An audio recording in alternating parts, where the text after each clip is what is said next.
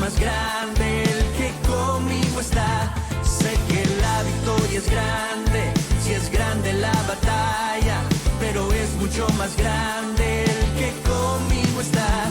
Sé que la victoria es grande, si es grande la batalla, pero es mucho más grande el que conmigo está. Sé que la victoria es grande, si es grande la batalla, pero es mucho más grande el que conmigo está.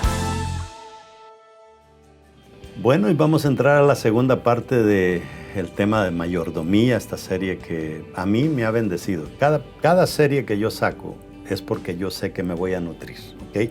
Y vamos a hablar de 10 realidades sobre la mayordomía. La primera realidad de la mayordomía, para que más o menos sientas ese deseo de conectarte con esta prédica completa, es que la mayordomía comienza con el reconocimiento de que todo pertenece a Dios. Yo me recuerdo cuando mi papá murió, habían cosas que él las cuidaba, que no quería que nadie se las tocara.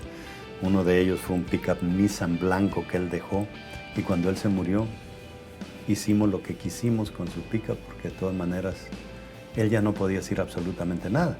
Y eso pasa cuando nosotros nos morimos. Cuando nos morimos no nos llevamos absolutamente nada, todo pertenece a él. Y ahí vamos a ir aprendiendo más, ¿verdad? El hombre es llamado a liderar su hogar con amor, sacrificio, como Cristo ama a la iglesia. Y todo esto nos va a llevar literalmente a tener una vida victoriosa, si sabemos administrar esa mayordomía que Dios nos ha dado. Espero que esta prédica no solamente te edifique escuchándola, sino que te edifique poniéndola en práctica.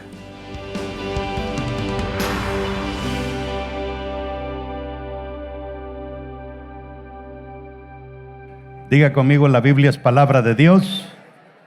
Si Dios lo dice, yo lo creo. Si Él dice que tengo riquezas, soy rico. Si Él dice que tengo salud, soy sano. Si Él dice que soy salvo. Si Él dice que soy su hijo, soy importante. Por eso, de hoy en adelante, nadie más me definirá. El único que me define es Dios, mi hacedor. Démosle un aplauso a Él. Bueno, vamos a ir a 1 Pedro capítulo 4 verso 10. Ahora sí, ¿verdad?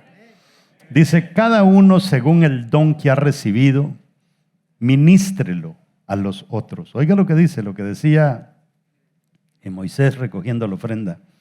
Cualquier cosita que el Señor nos haya dado, dice, ministrelo a los otros, como buenos administradores de la multiforme gracia de Dios. Siéntese. Mire ese versículo, solo de ese versículo así lo pudiéramos despedazar y hablar cosas tremendas. Cada uno, escuche bien esa palabra, cada uno, quiere decir que no queda ni uno que no haya recibido un don. No hay una persona que no tenga un don de parte de Dios. Dice, ministrelo a los demás, o sea, páselo a los otros. Como buenos administradores, o sea, el don que Dios te da, tienes que administrarlo. Así como el cheque que te dan el viernes se administra bien, bueno, esto también se administra. Ahora, ¿qué es la mayordomía cristiana? Estábamos hablando sobre mayordomía en el evento que tuvimos y es un tema para mí muy, muy importante porque nosotros creemos que la mayordomía solamente consiste en que el hombre es cabeza del hogar y él tiene que cuidar de su familia y ser mayordomo, ¿verdad? Cuidar de sus hijos, cuidar de su esposa, cuidar de las finanzas, cuidar de las propiedades que pueda tener la familia.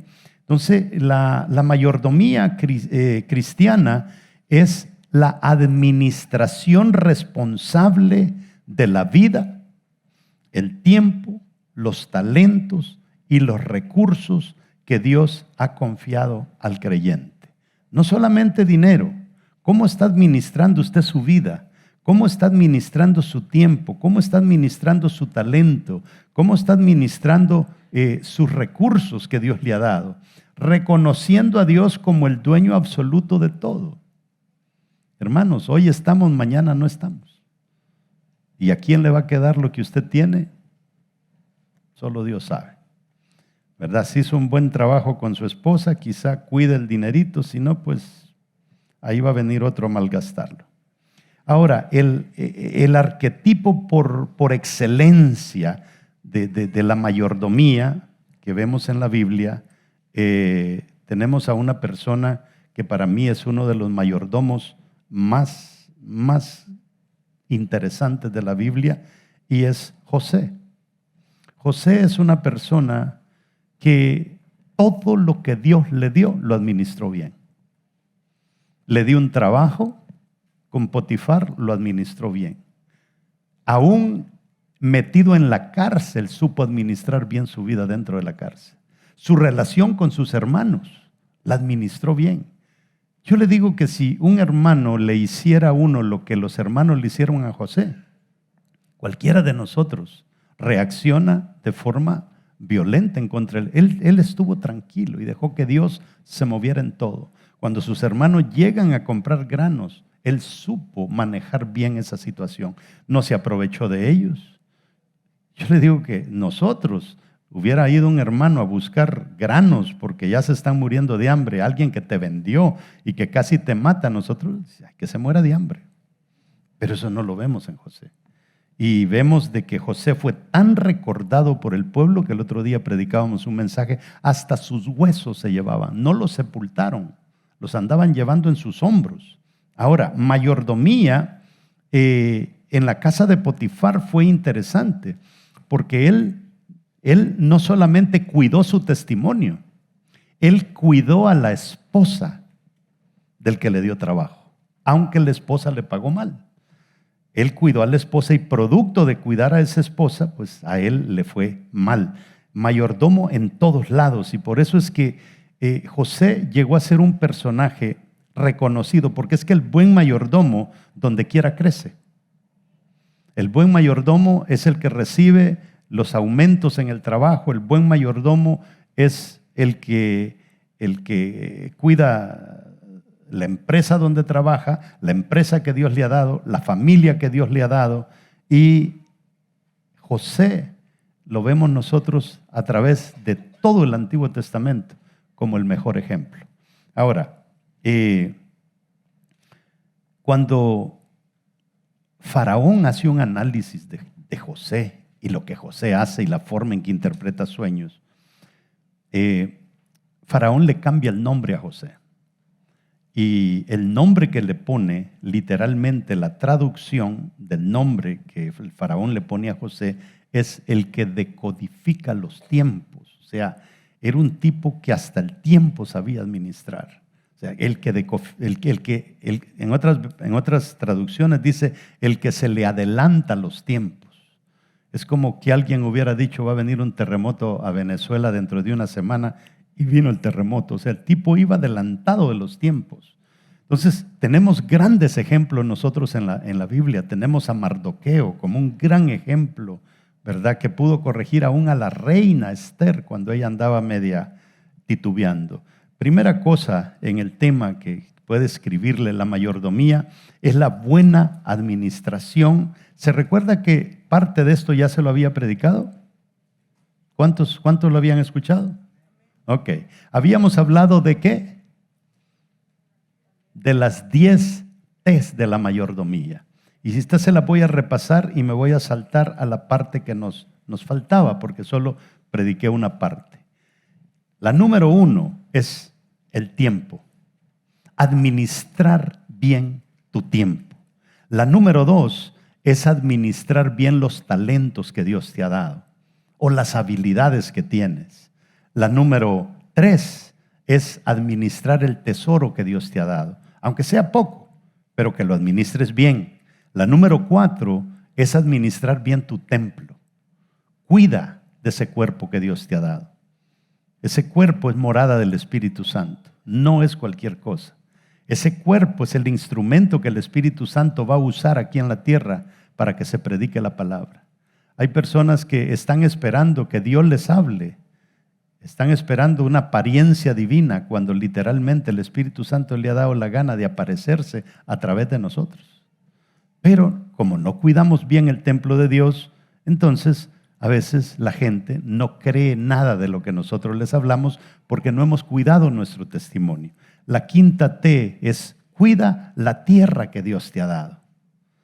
Yo no sé cuántos de ustedes piensan en cuidar la naturaleza. Fíjese, escuchaba a un hombre que hizo un experimento estos días, y lo que él hizo fue que agarró apio y se lo puso a unos venados fuera de su casa. Y los venados llegaron y ellos comen vegetales. Les puso apio, les puso brócoli, les puso un montón de vegetales a los venados y no se lo comieron. No se lo comieron, solo lo olieron y no se lo comieron. Y después otro día les puso brócoli orgánico, que él sabía de dónde venía la procedencia, y se lo comieron todo. Imagínese usted que un animal detecta cuando una comida no está buena para comerla, y nosotros nos dejamos llevar. No, es que el gran mazo de apio está a 50 centavos, ¿verdad? Hay que ahorrar. Y aún los animales dicen, no, eso está malo. Entonces la tierra no se está cuidando, y la gente que hace esos cultivos no le importa, le echan veneno, le echan de todo. Mire, hay que tener cuidado, por ejemplo, aparte, vamos a unir el templo con la tierra. Fíjese, nuestro cuerpo, hay opiniones distintas, pero los más sabios sobre esto dicen que nuestro cuerpo necesita 60 minerales al día. ¿Okay? Vamos a agarrar uno de los minerales, vamos a agarrar el hierro. Nosotros no, hay personas que son anémicas, que cuando toman el hierro en cápsula o algo, no lo tolera el cuerpo, entonces solamente lo puede tolerar cuando ya viene en algún vegetal, ¿verdad? En un aguacate, por ejemplo. Agarremos una plantación de aguacate o de mango, que todos comemos. ¿Qué es lo que pasa? Ese mango echa raíces, y cuando el mango echa raíces profundiza y llega a las capas de minerales y llega donde está el hierro. Pero aunque las raíces tocan el hierro, la raíz no puede absorber hierro y metérsela al mango. Una bacteria tiene que llegar, comerse el hierro, ella lo defeca, se lo come, lo expulsa, y ahí sí, la raíz de aguacate puede agarrar ese hierro y se lo mete al mango. ¿Okay? Mire cómo Dios tiene bonito de diseñado todo esto. ¿Qué pasa? Cuando el que cultiva los mangos, para que no se le pierda la cosecha, le echa aquel montón de químicos. ¿Y qué hacen esos químicos? Se van a los mantos que hay abajo, o los minerales, y mata la bacteria. Entonces hay hierro, pero no hay bacteria que se lo coma. Entonces ahí está la raíz topando con el hierro, pero no le llega al mango porque matamos la bacteria, especialmente si le echamos pesticidas. Y ahí estamos nosotros, que vamos a buscar al internet. ¿Tiene hierro el mango? ¿Tiene hierro el aguacate? Y le va a decir, sí tiene, pero no tiene. Entonces eso es parte de la mayordomía de nosotros, ¿verdad? Cuidar todo eso. Número 6, el testimonio. No hay cosa que te eleve más en la vida a ti que tener un buen testimonio. Un buen testimonio literalmente te abre todas las puertas que tú te puedas imaginar. Número 7, el trabajo. Hay personas que dicen, es que a mí de todos los trabajos me corren. No te corren por bueno. Por algo te están corriendo.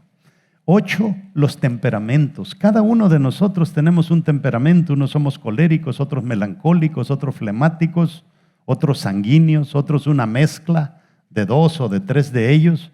Pero a veces cuando a mí me ha tocado enseñar los temperamentos, y al esposo le encanta estudiar el temperamento de su esposa. Y yo le pregunto a veces, le he preguntado, ¿y por qué quieres conocer el temperamento de tu esposa? Quiero ver las áreas fuertes de ella, me dice, y quiero ver las áreas débiles de ella. ¿Y por qué quieres saber las áreas débiles de ella? Cuando usted sabe las áreas débiles de su esposa, usted la puede manipular fácilmente. ¿Será un buen administrador ese?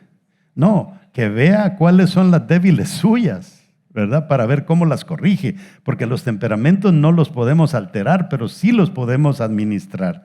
9, la teología. ¿Qué es lo que tú estás bebiendo en las redes sociales? Ahora hay tanta gente irresponsable en las redes sociales, que si hay rapto, que si no hay rapto, que si el rapto es antes de la semana, que si es en medio de la semana, que si es después de la semana, que si hay milenio, que si hay predestinación o no hay predestinación, si nos bautizamos solo en el nombre de Jesús. Hay tanta horchata allá afuera, teológica, que hay que tener cuidado con qué es lo que enseña la iglesia para estar bebiendo esas cosas. Y bueno, ya le di la 9 y nos falta la 10ª. Y la 10ª es la trascendencia. Usted tiene que cuidar. Anoche estaba predicando en Rhode Island y uno de los pastores invitados a predicar llegó con la noticia de que él ya no es el pastor de la iglesia, que él le delegó el pastorado a su hijo. Y una cosa que él dijo es: yo me preocupé para que mis hijos fueran salvos. Me preocupé para que mis hijos nunca se apartaran de los caminos del Señor. Y ese no es un trabajo que lo hacemos todos. A veces hay padres muy responsables que se aseguran que los hijos absorban todo lo necesario en la edad correcta, porque un niño de 0 a 7 años es cuando más absorbe. Si no lo absorbió, si absorbió lo incorrecto, así va a terminar todo torcido el muchacho. Y entonces sus hijos todos le sirven al Señor. Ahora, ¿qué es eso de que me preocupé porque mis hijos le sirvieran al Señor? Eso tiene que ver con la trascendencia. Usted sabe, después de que usted se muera, usted va a trascender. La pregunta es: ¿a dónde va a ir? ¿A dónde va a trascender? ¿Va a ir al cielo? ¿Va a ir al infierno? ¿A dónde va a ir? Eso es importante. Pero la trascendencia también tiene que ver con qué legado económico le voy a dejar a mis hijos. ¿Qué educación le voy a dejar a mis hijos para que mis hijos crezcan? Y yo no sé si ustedes están de acuerdo conmigo, pero yo creo que los padres tenemos algo muy peculiar. Casi a nadie le gusta ver a otra persona que tal vez es vecino o no sé, que crezca económicamente y usted no crece. Hay personas que tienen envidia del que está creciendo. Pero nosotros con los hijos pueden crecer lo más alto posible y el padre no siente envidia. Aunque el hijo lo supere financieramente, ¿verdad? Tanto el padre como la madre mejor se alegran. Entonces, eso de la trascendencia es algo importante. De eso, cuidemos esas 10 cosas como mayordomos que Dios nos ha puesto. Y mayordomo, creemos que el mayordomo es el hombre, pero la mujer también es mayordoma. Tiene su tarea de mayordomía en todo lo que Dios le ha entregado a ella. Y ahora quiero hablarle de 10 realidades sobre la mayordomía. Son cosas que no las hemos visto. Y la primera es que la mayordomía comienza con el reconocimiento de que todo pertenece a Dios. Mis amados hermanos, ese cuerpo que usted tiene se muere y no sirve para nada. Le pertenece a Dios. Su esposa le pertenece a Dios. Sus hijos le pertenecen a Dios. ¿Alguno de ustedes que es casado, hombre que es casado, se ha puesto a pensar quién fue su primer suegro? Hombres casados, ¿quién fue su primer suegro? Su primer suegro fue Dios, porque Él es el padre de su esposa, el primer padre. Entonces, fíjese bien cómo va a tratar a su esposa, porque el suegro se puede enojar. ¿Ok? Es su padre, pero al mismo tiempo es su suegro. Entonces la mayordomía comienza con reconocer que todo lo que tengo es de Dios. Y ahí dejamos de ser tacaños, ¿verdad? Para dar el diezmo a nuestro Señor. Entonces no somos dueños, somos administradores. Mire lo que dice el Salmo 24:1. Del Señor es la tierra y todo lo que hay en ella. Todo, hasta tu pelo. El mundo y los que en él habitan. Todo es de Dios. La segunda cosa que hay que entender sobre la mayordomía es que el hombre es llamado a liderar su hogar con amor sacrificial como Cristo amó a la iglesia. O sea, Cristo se sacrificó por la iglesia. Entonces nosotros también tenemos que sacrificarnos por nuestro hogar. A veces nosotros tenemos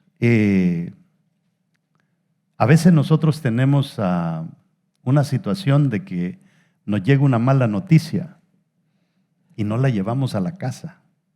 No la llevamos a la casa porque tal vez es dura y uno dice, yo la aguanto, pero no la quiero compartir con mi familia. Pero si el hombre a veces no está bien parado, no es un hombre maduro, llega llorando a la casa, le lleva el rollo a la esposa, a los hijos y embarra a toda la familia del problema que está pasando. Un buen mayordomo sabe qué compartir y qué no compartir con la familia. Hay cosas que uno se las guarda. A veces tenemos dificultades con alguien de la familia, ¿verdad?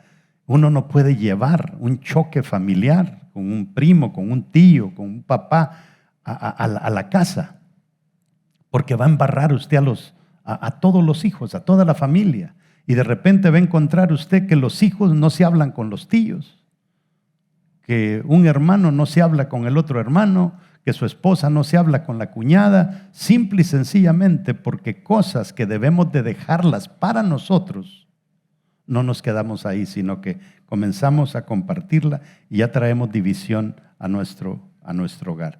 Yo me recuerdo mi papá, cuando mi papá fue huérfano de los 3 años, y cuando mi papá fue huérfano, fue porque, huérfano por padre y por madre. Pero la madre de mi papá murió cuando él tenía más o menos 3 años. Estaba naciendo la última y de parto murió su madre también.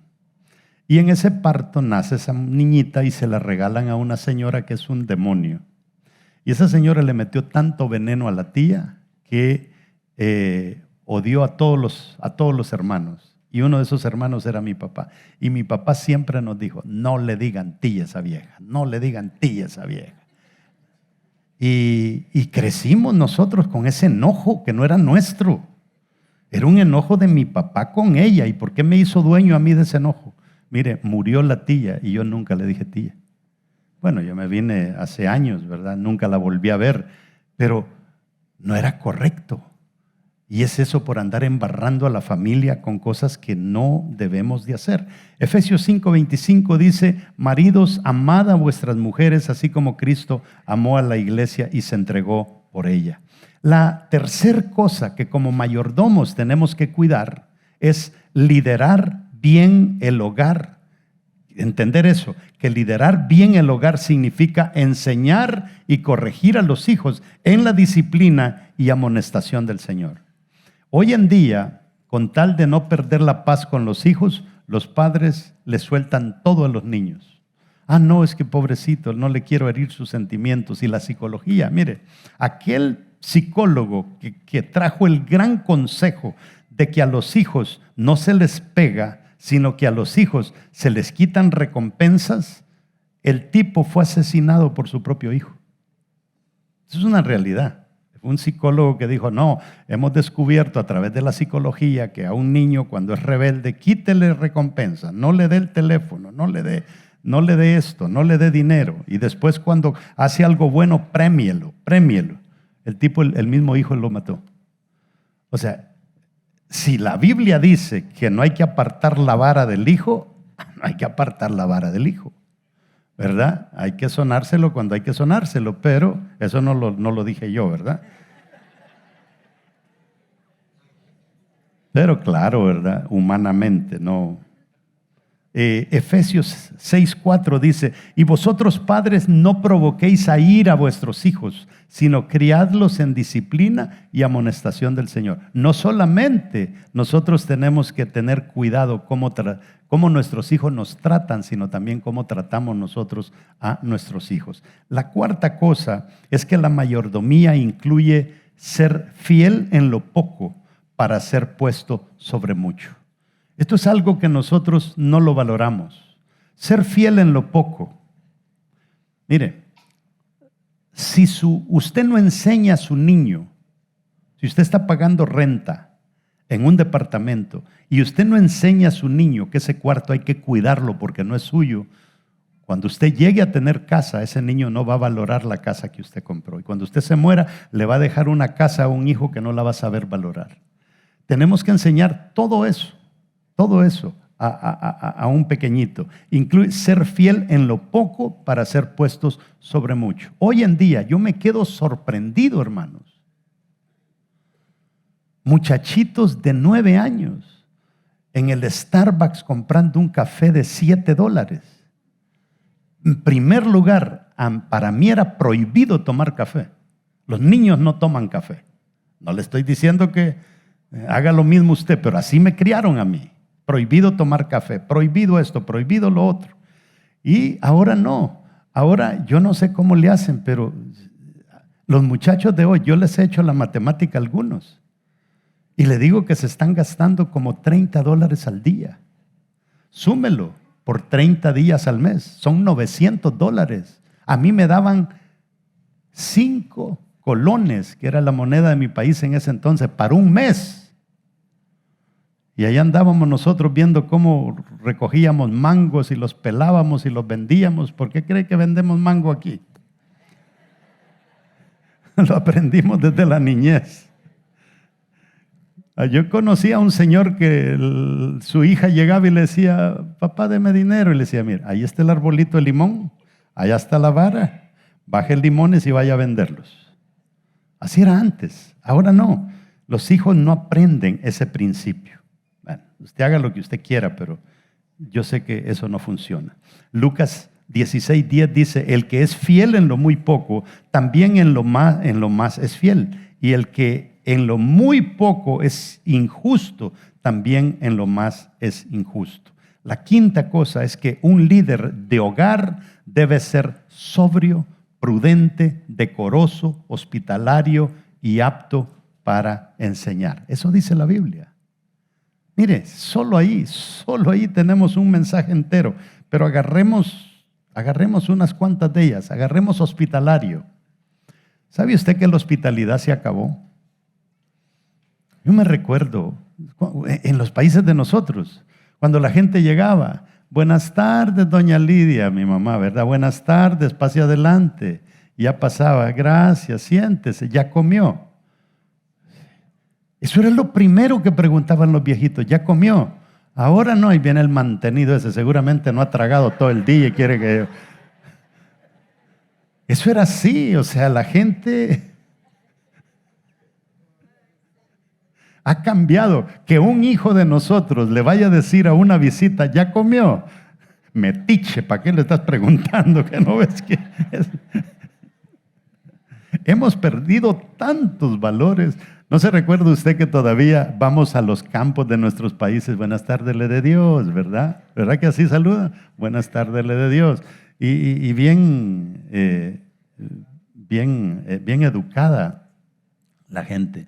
Me toca hablar a veces con señoras colombianas que me piden consejos sobre productos y ellos tienen un dicho que se lo dicen quizá a todo mundo, su merced, ¿verdad? Y esa es una frase de respeto, pero ya eso ya no existe. Dice 1 Timoteo 3:2, pero es necesario que el obispo sea irreprensible, marido de una sola mujer, sobrio, prudente, decoroso, hospedador, apto para enseñar. Le hablé solamente de una cosa. Hermanos, eso es ser cristiano. Nadie puede decir que es un buen cristiano si no es un buen mayordomo. 6, tu ministerio empieza en casa. No ande enderezándole los hijos ajenos cuando los suyos son un demonio. Eso es, mire, no intente enderezar a un discípulo de su célula si usted con su hijo es un alcahuete. Yo veo algunos niños aquí, Dios mío, que me dan ganas de colgarlos.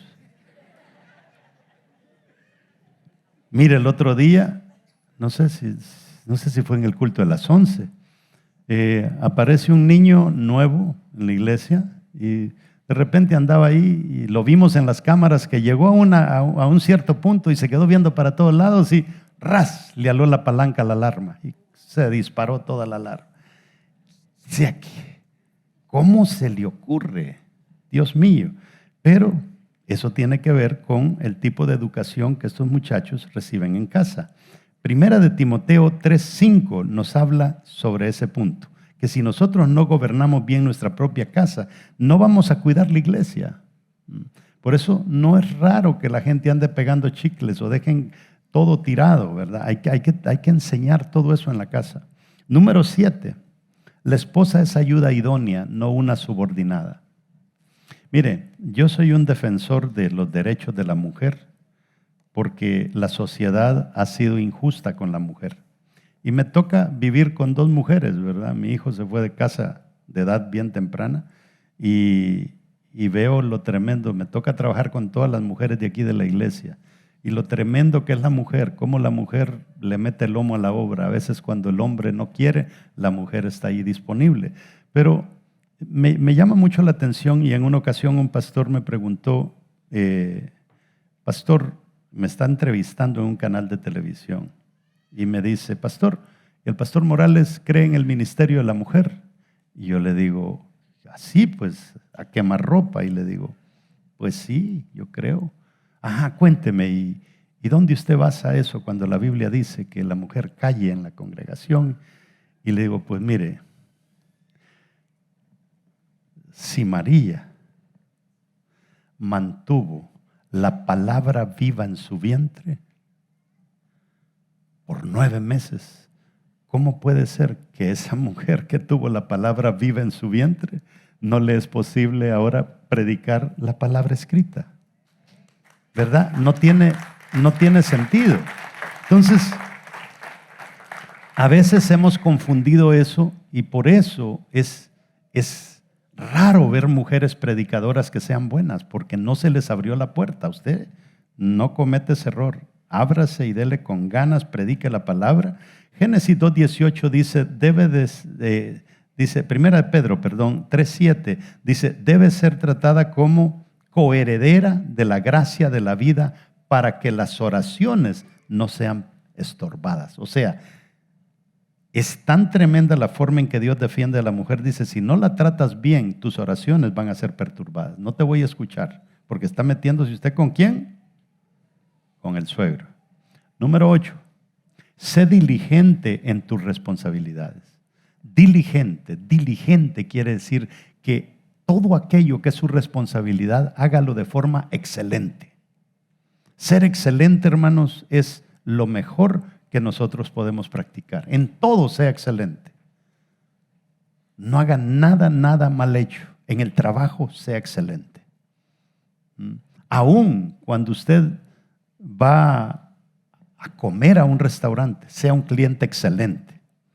Cuando usted va a echar gasolina, sea un cliente excelente. Cuando usted va a un hotel, sea un cliente excelente. En todo lo que hagamos, seamos excelentes.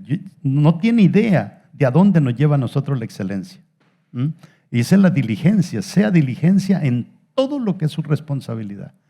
Porque cuando usted, en todo aquello que Dios le confía, usted es excelente, Dios le va a confiar mucho más. Mire, si usted es excelente en las responsabilidades materiales que Dios le ha dado, Dios le va a confiar las responsabilidades espirituales. Si usted no sabe administrar $1,000 que le dan a la semana porque no da su diezmo, que es algo material, Dios no le va a dar a usted. No le va a soltar cosas espirituales, porque si no sabe administrar lo material, no va a saber administrar lo espiritual. Y ahí lo va a tener Dios, a pan y agua, ¿verdad? Mire lo que dice Proverbios 22:29, dice, el diligente en su trabajo será puesto delante de reyes. Eso es tremendo, son leyes que Dios ha dejado, que esas leyes no las podemos abolir. El que es diligente, él se levanta solo, nadie tiene que levantarlo. El que hace bien su célula, la célula le va a crecer. El que pastorea bien su iglesia le va a crecer. El que cuida a su familia va a ser una familia próspera y fuerte. Y número 9, la verdadera mayordomía incluye la generosidad. Enséñele a sus hijos a ser generosos. A mí me encanta, no sé si lo ha visto usted, pero hay varias ciudades donde los padres compran el recipiente de la basura, chiquititos así, chiquititos los recipientes de la basura. Y está el grandote que saca a papá o mamá a la calle cuando llega el camión, pero el niño lo enseñan que saque el basurero chiquito y lo ponga ahí para que cuando esté grande sepa qué hacer. Ahora cuando nosotros cuando presentamos a los niños, hacemos presentación de niños, le hacemos firmar un papel y en ese papel hasta dice cuándo le vas a comprar tu primera alcancía a tu niño. Al niño hay que enseñarle que parte de lo que le das es para Dios y parte de lo que le das es para el ahorro. Parte para Dios, parte para el ahorro y esta parte te la gastas. Porque si no hacemos eso, nuestros niños no van a ser generosos. Y en estos tiempos, hermanos, la generosidad se ha acabado. Es difícil. Mire, usted va, por ejemplo, en un autobús. Me recuerdo cuando yo vine a este país, una de las primeras palabras que yo aprendí fue donate blood, que estaba en todos los buses. Como yo andaba en buses públicos y había un rótulo siempre que decía dona sangre. Eso fue lo primero. Pero al lado de dona sangre había algo que decía please give up this seat if an elderly person needs it. Me lo aprendí. Y todos los días que me subía, please give up this seat if an elderly person needs it. O sea, por favor, ceda este asiento si una persona mayor lo necesita. Hoy no. Hoy la gente se atorta ahí en su silla y no se la da a nadie. Y aunque vaya un ancianito, vaya una mujer embarazada. Entonces, es por esto. Todo esto se está perdiendo. Entonces, hemos perdido los valores, hemos perdido todos los principios, ¿verdad? No hay que retener lo que Dios te ha dado para bendecir a otros. Hay cosas que Dios te las ha dado para que bendigas. Para eso te las dio. Malaquías 3:10 nos enseña acerca de traer los diezmos al Señor. Y la número 10, finalmente, todo liderazgo debe rendir cuentas a Dios. Todo líder. Un día, cuando estemos delante de Dios, le vamos a rendir cuentas de nuestro liderazgo. Si Dios te ha confiado una célula, si Dios te ha confiado un hogar de vida, ¿qué es lo que Dios te ha confiado? Es importante entender eso, que vamos a tener que darle cuentas al Señor. Le vamos a rendir cuentas cómo fuimos como padres, cómo fuimos como esposos, cómo fuimos como trabajadores, cómo fuimos como líderes en la iglesia, cómo fuimos como cristianos. Estamos en un mundo, hermanos, que no es nuestro. Aquí no mandamos nosotros, aquí manda Dios. Y sea que la gente crea o no crea, Dios sigue siendo Dios. Sea que usted cree en el diezmo o no cree en el diezmo, Dios tiene su concepto al respecto y lo va a llamar a cuentas por lo que Él cree, no por lo que usted cree. Y así sucesivamente tenemos que tener ese gran cuidado, ¿verdad? Todo liderazgo debe rendir cuentas a Dios. Romanos 14:12 dice, cada uno de nosotros dará cuentas de sí mismo a Dios, de todas las áreas de nuestra vida. Es tan importante. Yo estoy trabajando en un material que tiene que ver sobre la libertad. ¿Sabe usted que uno de los regalos más grandes que Dios nos ha dado es la libertad? Usted está aquí porque es libre. Hay muchos que están presos porque no supieron administrar la libertad. ¿Se había puesto a pensar usted que la libertad es un regalo de Dios que hay que cuidarlo? Y a veces cuando, ¿verdad? Somos malos para conducir o quién sabe qué, vamos perdiendo ciertas libertades. Cuando vamos a comprar una casa, por ejemplo, ¿qué es lo primero que nos miden cuando vamos a comprar una casa? ¿Cómo hemos sido responsables? ¿Cuál es el récord que tenemos? ¿Verdad? En todo nos van midiendo todo el comportamiento que hemos tenido. ¿Cómo hemos manejado eso de ser libres? Porque una persona me decía un día a mí, es que ustedes los cristianos dicen que son libres en Cristo. Y yo creo que ustedes no son libres, ustedes son esclavos porque tienen que hacer lo que Dios les dice que hay que hacer. Entonces, cuando una persona te presenta esas cosas así de que el cristianismo no es libertad, sino que es esclavizante, y yo le digo, ¿sabes qué? Yo soy libre, si yo quiero, yo engaño a mi esposa y me voy a pecar. Soy tan libre que lo puedo hacer, pero no lo hago. El problema está en vos, le digo, que vos crees que sos libre, pero vos no sos libre de ir a la iglesia y adorar a Dios, porque el demonio te tiene atado. Entonces hay gente que no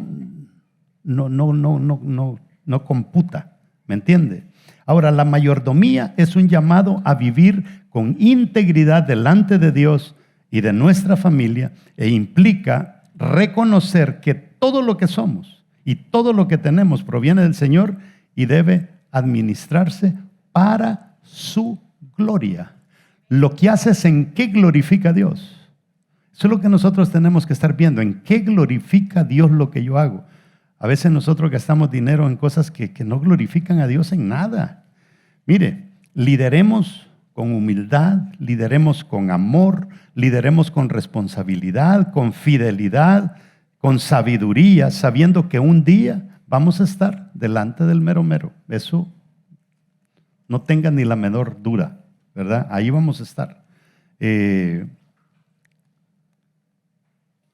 Hace unos días les compartía una historia sobre este hombre que en Chicago estaba dando una charla, no en Chicago, en Canadá, estaba dando una charla. Y cuando él está dando su charla, se pone a contar una historia. Y cuenta una historia sobre un señor que se llamó John Harper, que era un pasajero que venía en el Titanic. Bueno, esto no hace poco, esto es una anécdota que me encontré por ahí, pero es real. El Titanic se hundió en 1912 y este señor John Harper era un evangelista que venía en el Titanic. Y cuando el barco comenzó a hundirse, este John Harper puso a su hija en una pequeña lancha con la tía de la niña y le dijo, váyanse, porque a las mujeres y a los niños los sacaron primero, y él se quedó allí con la gente que estaba naufragando con esas aguas frías, y se le acercaba el primero, ¿eres salvo? Y le decía, sí, yo soy cristiano, y al otro, ¿eres salvo? Sí, soy cristiano. Y se topó con uno que le dijo, ¿eres salvo? Y le dijo, no, yo todavía no. Pues acepta a Cristo como tu único y suficiente Salvador. ¿Quieres hacer la oración de fe? Y le dijo, no, yo no quiero. Y entonces se fue a ver si otros hacían caso. ¿Eres salvo? Sí, soy cristiano. Y así de repente volvió al otro y le dijo, ya lo pensaste bien. Y le dijo, sí, le dijo, ¿quieres hacer la oración de fe? Y le dijo, sí, está bien. Hizo la oración de fe y al final le entregó sus salvavidas al muchacho porque estaba agarrado de un pedazo de madera. El muchacho se salvó y él se hundió en el mar. El que estaba contando el testimonio en Canadá fue esta persona que fue el último a que John Harper le predicó cuando el Titanic se hundió. ¿Cómo estamos manejando nosotros el evangelismo? ¿Estamos dispuestos a hacer sacrificios grandes por este evangelio que el Señor ha confiado en nosotros? Hermanos, esto es serio. Recuerdo hace como 3 días el hermano Leo me decía, no sé, lo vi por ahí, pero anda medio, allá está. Me comentaba de que su hijo aplicó para una visa de estudiante y me llamó contento porque lo habían llamado de la embajada. O sea, qué alegría verdad que la cosa se complicó después, pero la verdad es que en el momento que él me llamó, él estaba seguro que la visa se la habían dado a su hijo. Alegre porque le dieron una visa para venir a Estados Unidos. Amados hermanos, nosotros conseguimos visas para la eternidad, no para venir a Estados Unidos. Usted tiene la capacidad de meter gente a la eternidad. Visa con pasaporte. Esa es la responsabilidad, esa es la mayordomía que Dios nos ha dado. No perdamos el tiempo. Yo sé que hay gente ahora que es odiosa, que cuando le hablamos de Dios no nos quieren escuchar. Nosotros prediquemos.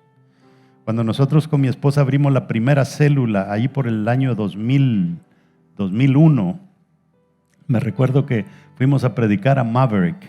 Me recuerdo un muchacho colombiano, me le acerqué y le dije, ¿le sirves al Señor? Y me dijo, ¿sabe qué, parce? Me dijo, tenga $10 y cállese, váyase. Y yo seguí predicando, Mire si yo le hubiera hecho caso. El enemigo nos quiere silenciar, pero somos mayordomos de cosas maravillosas. Hemos sido alcanzados por la misericordia de Dios. Hermanos, hay gente de 22 años que ya se murió, de 15 años, de 25 años. Aquí estamos nosotros vivos. Administremos bien esto. Cuídese, cuide a sus hijos, cuide a su familia, cuide su cuerpo, cuide la naturaleza, cuídelo. Póngase de pie.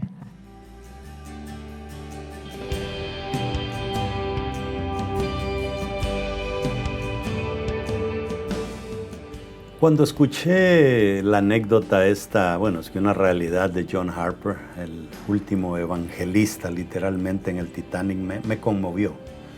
Me conmovió muchísimo porque él supo administrar ese don que Dios le había dado a predicar la palabra hasta en el último minuto. La verdad es que yo digo, pocos dejaríamos a una hija a la deriva con otra mujer con tal de seguir predicando el evangelio. Pero él lo hizo. Y como te diste cuenta, la persona que contó el testimonio fue el último que él pudo salvar en esa experiencia tan tremenda como lo fue ese accidente del Titanic. Y ahora tú tienes toda una vida por delante. Dios nos reta a ser el John Harper de muchas otras personas, de llevar la palabra y pues predicarla a toda criatura, a toda persona con la que entremos en contacto. Y si esta palabra te ha conmovido a ti que nos escuchas por primera vez, conéctate con Dios. Te voy a enseñar cómo te conectas con Dios. ¿Te atreves a decir lo que voy a decir? Dilo conmigo en voz alta. Di conmigo: Padre, gracias por la muerte de tu Hijo en la cruz. Gracias por su resurrección, porque gracias a eso, hoy yo soy salvo. Hoy confieso mis pecados y, Señor, me declaro salvo en el nombre poderoso de Jesús. ¿Ves qué sencillo? Y esa oración te lleva de condenación a salvación. Ahora, mi reto es que te metas a estudiar la palabra. Te recomiendo no andar escuchando a cualquier loco en las redes sociales. Plántate en una congregación donde te disipulen muy bien y que te ayuden a crecer y que puedas echar muchas raíces para que, aunque venga el viento más fuerte, no te pueda arrancar. Y ustedes que ya están plantados, que me han venido siguiendo por mucho tiempo, gracias y que Dios me los bendiga.